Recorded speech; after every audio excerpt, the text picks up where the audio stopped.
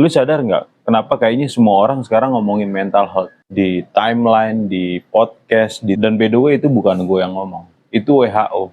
WHO bilang lebih dari 1 miliar orang di dunia ini sekarang kena mental health. 1 miliar, bayangin, itu lebih dari populasi Eropa, atau itu 4 kali populasi negara Indonesia. Gila nggak?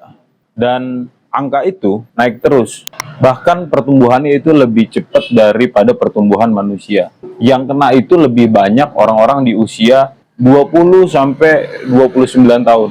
Itu bukan cuma angka, itu gua, elu, teman-teman kita, atau orang-orang di sekitar kita.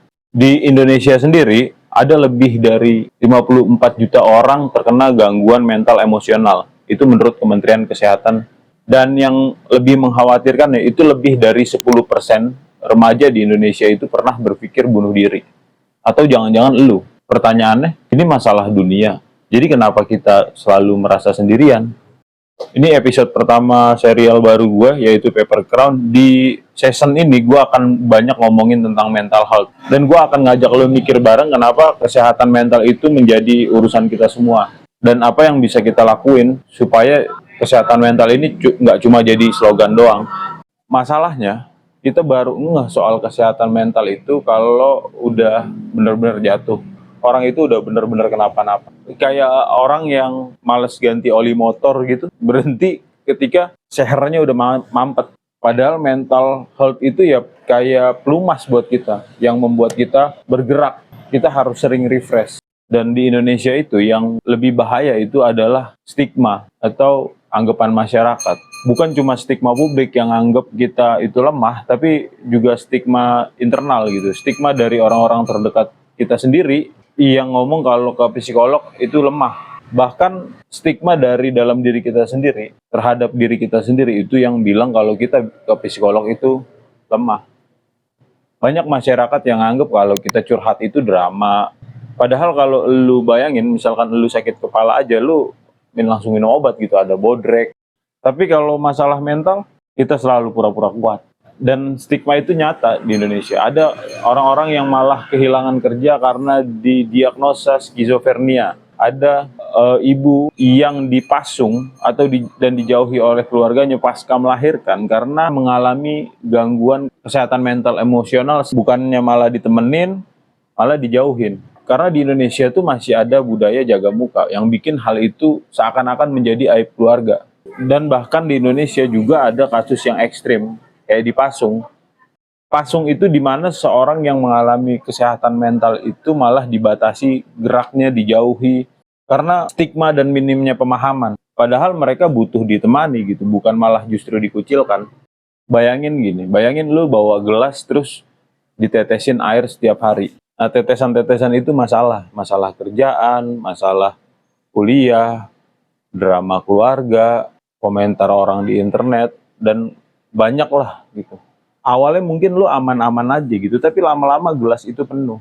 Gelas itu nggak bocor, nggak pecah, cuma penuh. Nah itulah yang disebut burnout, anxiety, bahkan depresi. Untuk menanggulangi itu semua, untuk menghindari itu semua, kita sering melupakan hal yang paling penting gitu. Bukan seberapa besar masalah kita gitu, tapi seberapa sering kita ngasih ruang buat diri kita sendiri untuk ngurangin gelas itu. Kayak istirahat, ngobrol sama teman, atau sekedar bilang sama diri sendiri, nggak apa-apa hari ini gue lagi nggak oke, nggak harus dilawan semuanya. Atau gini deh, lu coba bayangin gini, lu masukin bola, lu pernah berenang kan, bawa bola ke dalam, lu masukin bola ke dalam air, lu tahan, mungkin awalnya gampang, tapi lama-lama kan bola itu makin terasa makin berat, terus lu lepas bola itu otomatis mental, terus kena muka lu. Maka dari itu, kita perlu tahu cara-cara sederhana untuk ngosongin gelas tadi. Menurut Kementerian Kesehatan, kita bisa mulai dari hal-hal kecil kayak olahraga rutin, kayak misalkan terus kita mulai rubah pola makan, jadi makanan-makanan yang lebih sehat, atau kita mencukupkan istirahat kita. Dan yang paling penting, kita harus bisa mensyukuri hal-hal yang kecil. Kenapa kesehatan mental itu penting? Karena menurut WHO, investasi di kesehatan mental itu balik modalnya gede banget. Dengan kesehatan mental itu produktivitas kita jauh akan lebih meningkat. Kalau hari ini lu males-malesan, berarti mungkin lu ada masalah di kesehatan mental. Ada datanya menurut WHO itu setiap $1 yang dipakai untuk ngurusin kesehatan mental itu akan kembali $4 dalam bentuk produktivitas. Artinya 1 kali 4. Jadi hal yang lu sekarang lakukan itu bisa lebih produktif 4 kali kalau mental lu sehat. Artinya kesehatan mental itu bukan cuma urusan perasaan, kesehatan mental juga itu ada kaitannya sama ekonomi dan masa depan lu. Jadi mental health itu bukan cuma urusan si psikolog doang atau urusan si orang sakit doang. Mental health itu urusan kita semua.